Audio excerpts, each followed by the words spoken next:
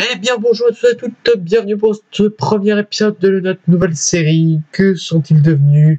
Le 11, je sais pas, je choisirai le titre, là que je le connais pas encore. Mais c'est aujourd'hui on va faire le 11 des joueurs qui sont portés disparus en Ligue 1. Ils ont joué en Ligue 1, ils sont portés disparus et je vais vous donner des nouvelles de ces joueurs. Je vais d'abord répondre à une petite question qui risque d'arriver dans la suite de cette vidéo. C'est pourquoi il y a souvent des joueurs du même club. C'est parce que, j'ai envie de te répondre, parce que c'est des joueurs que je suivais beaucoup quand j'étais petit, que je voyais beaucoup quand j'étais plus jeune, il y a moins de 10 ans.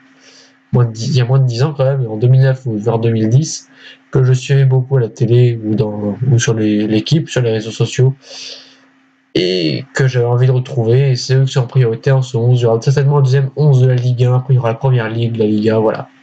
On commence, c'est parti.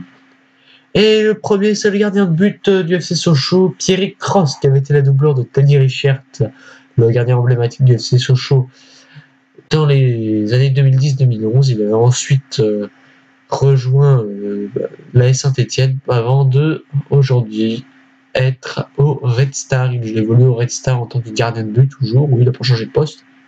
Et il est toujours gardien de but.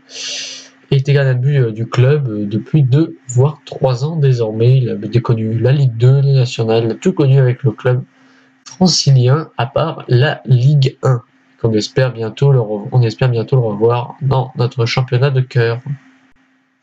Et puis en défense, on a un ancien parisien, Diego Lugano, ancien joueur de Fenerbahçe également, en Turquie.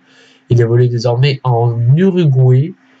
Il a 36 ans, il n'est plus souvent appelé avec la sélection uruguayenne parce qu'il faut faire tourner un petit peu. Il a des manques de carence. Je me rappelle très bien que quand il avait joué sous les ordres du PSG, il est arrivé, je crois, en même temps que les Qatariens, il me semble. Il avait été bon quelques matchs avant de devenir totalement mauvais. Et il avait été vendu pour ça parce qu'il n'avait pas le niveau pour le projet de champion des Parisiens. Allez, on va suivre sur notre défenseur Carlao, le défenseur du FC Sochaux-Montbéliard, qui est parti en 2011 du club Sochalia. Il était arrivé avec des grands espoirs, il avait été énorme en défense, c'était vraiment un monstre. Et il est parti à l'Apoel Nicosie, puis en Italie, puis il est parti, je ne sais plus où, mais il est parti toujours en Italie. Il reste en Italie dans un petit club. On espère bientôt le revoir en Ligue 1. En tout cas, il nous manque beaucoup, notamment sur ses magnifiques têtes sur les corners. C'était vraiment un très très bon joueur. Et toujours pour les défenseurs, on passe à Nemanja Pejinovic, que les supporters niçois doivent bien connaître.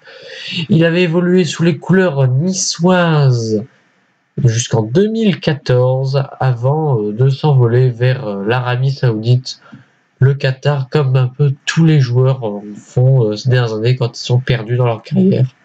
Vraiment un très bon défenseur serbe, on espère bientôt le revoir. Il avait un physique très costaud avec Nemanja Vidic, avec la Serbie, on se rappelle la Coupe du Monde 2010 en Afrique du Sud. Voilà, c'est vraiment un bon défenseur qui pourrait faire du bien à des équipes comme Strasbourg, Rennes ou encore Guingamp. Et puis un autre défenseur encore, Mustapha Bayalsal, le défenseur Saint-Etienne, parti la saison dernière en Arabie Saoudite. Il inquiète et il a fait une très mauvaise saison. Bon, il faut dire que son entraîneur n'était pas vraiment très qualifié, il n'a pas fait une très bonne saison, voilà, de loin des terrains de Ligue 1 pour la première fois de sa carrière. Il joue désormais en Belgique et on espère vraiment qu'il va faire une très belle saison. On espère bientôt le revoir sur la foulée les pelouses de Ligue 1.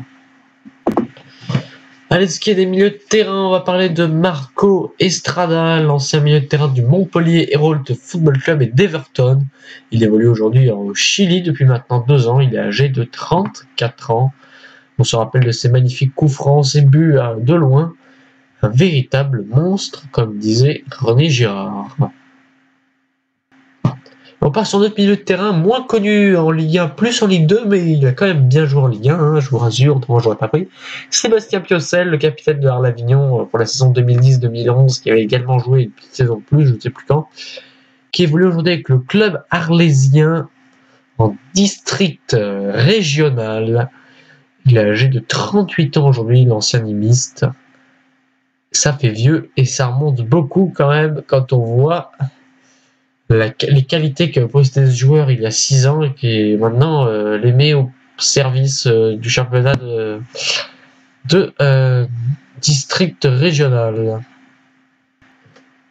Et on passe aux attaquants. Oui, j'en ai mis 4 attaquants parce que j'avais pas d'idée, j'ai pas réussi à trouver ton milieu de terrain.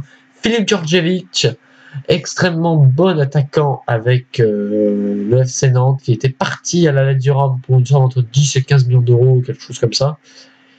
Il avait disparu ensuite, il a fait une première saison bonne, assez bonne pour un joueur qui arrive de Ligue 1, je crois qu'il a marqué 10 buts à peu près. Mais il est reparti ensuite en prêt et avant de s'éclipser totalement à la Lazio, on n'entend plus parler. Bon, il marque des fois, mais on n'entend plus trop parler en Ligue 1. Il préfère du bien des équipes comme Strasbourg, Amiens, Lille, même Lille qui cherche des petits attaquants, c'est vraiment une bonne pioche pour le prochain mercato hivernal.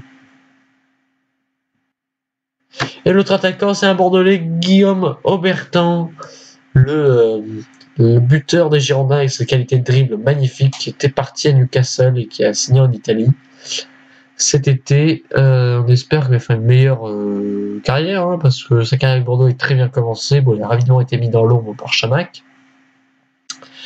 Mais bon, on espère qu'il va se relever. Il est très depuis son départ à Newcastle, en plein essor de la Friendships. Oui, la Friendship, pour ceux qui ne savent pas, petite parenthèse, c'était en fait Newcastle au début des années de 2010 et 2015. Newcastle recrutait quasiment que des Français. Ça faisait 70% sur l'effectif, quasiment les Français. Bon, ça je déconne. 70% sur le marché des transferts, c'était des Français qui recrutaient. Mais sur un effectif de 23 joueurs, il y avait 8 Français, 9 Français. Peut-être plus, 12 Français. Les 11 Français, il y avait sur 23 joueurs. Donc, il y a beaucoup de Français. Sur ces Français, il y en a un qui a réussi, c'est Mathieu Debuchy. Le reste, c'est un peu possible. Des Ben Arfa, il y avait des Ben Arfa, des Aubertan, il n'y en a pas. Et un petit dernier, Mapou Yanga Miwa, par exemple. Et allez, un autre attaquant du FC Sochaux. Oui, j'ai dit qu'il y avait beaucoup de clubs de genre d'un certain club, et c'est le FC Sochaux. Monimo Maïga, l'ancien attaquant de Sochaux, qui avait fait une très très bonne première saison, même une très très bonne seconde saison. On l'a perdu un peu, on ne sait pas trop ce qu'il est devenu, on ne sait pas trop. Il a joué à West Ham, il est parti de Sochaux à West Ham, puis il est parti en prêt avec option d'achat, on s'en rappelle, avec Metz il y a 2 ans. Metz n'avait pas levé l'option d'achat avec la redescente dans Ligue 2, il était reparti à West Ham, il avait signé en Arabie Saoudite avant d'être transféré aux Émirats Arabes Unis il y a 2 ans, où il joue maintenant et où il marque énormément de buts.